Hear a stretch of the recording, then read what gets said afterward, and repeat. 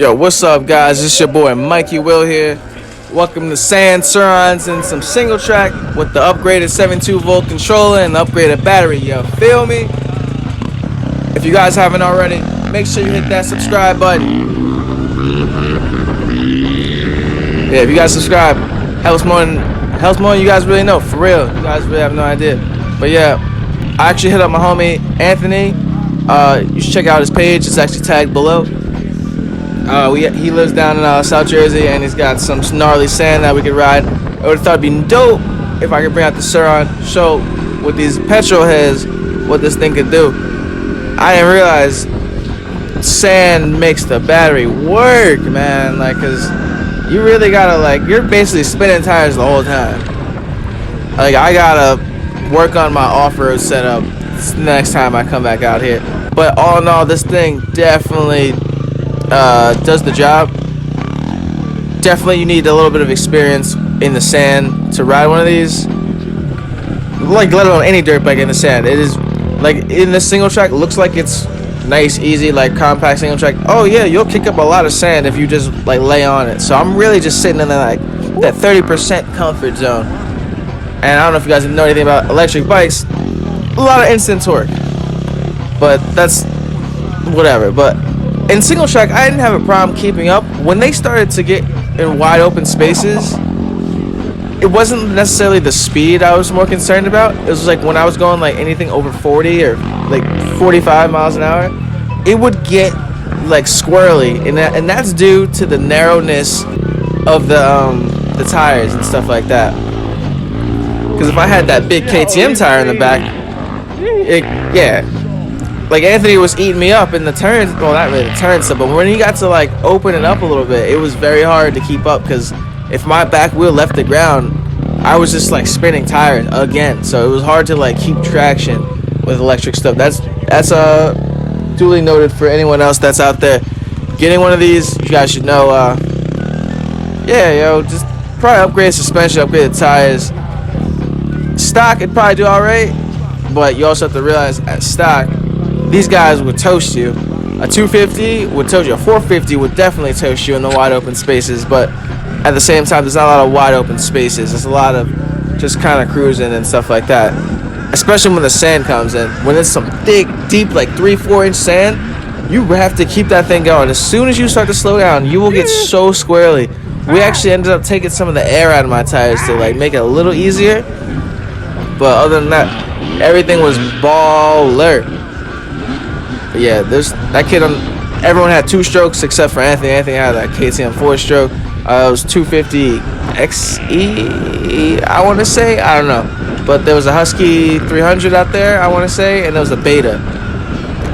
And you don't really see too many Betas every day, but those guys could ride. They definitely knew what was going on out there.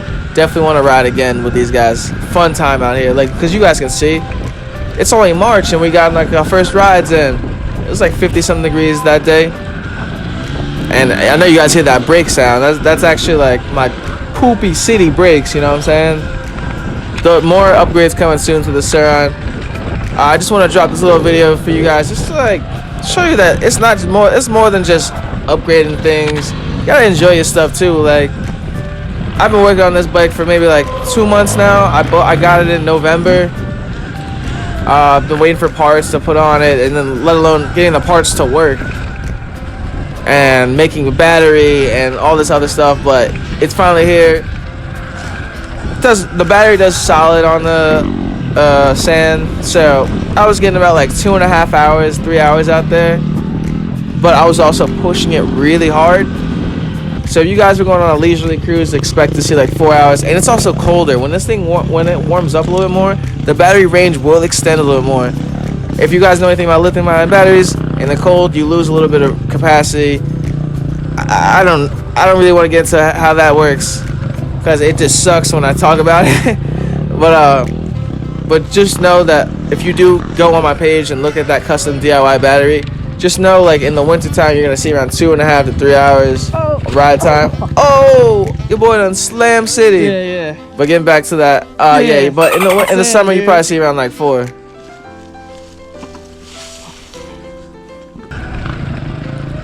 Yeah, it's just sand, yo. You're not gonna get hurt unless you really tanking out. I was getting hit by branches after branches. I don't know if you guys can tell.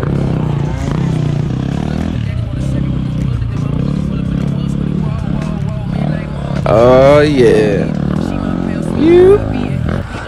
Yeah, Anthony, you can tell he knows these trails in and out. He's a great rider to begin with, and he knows these trails in and out. He's just destroying them. I'm trying not to like spin out or just hit a jump going too gnarly. There's whoops everywhere. I don't know if you guys have ridden sand before. Whoops all day.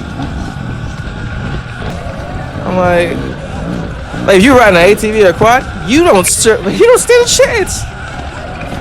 You're gonna get done up hitting a tree, flipping off the handlebars. Next thing you know, your tie rod's bent. You might have broke your crankcase because you crashed really hard to flip your joint. You never know. I don't know. ATVs be having all sorts of problems when they crash. But you guys can see there's a bunch of dips. I actually did bottom out a fair amount of times on the run. But nah, there's no but. I don't know. It did the job. It was awesome. Like people were looking at me crazy in the beginning, cause like, man, that thing ain't gonna be able to keep up. I'm like, yeah, well, yes it will. It's just a matter of me staying on it without me like flipping off of it myself, cause these whoops are no joke, especially if like that front wheel came up. You were feeling it. You were feeling it.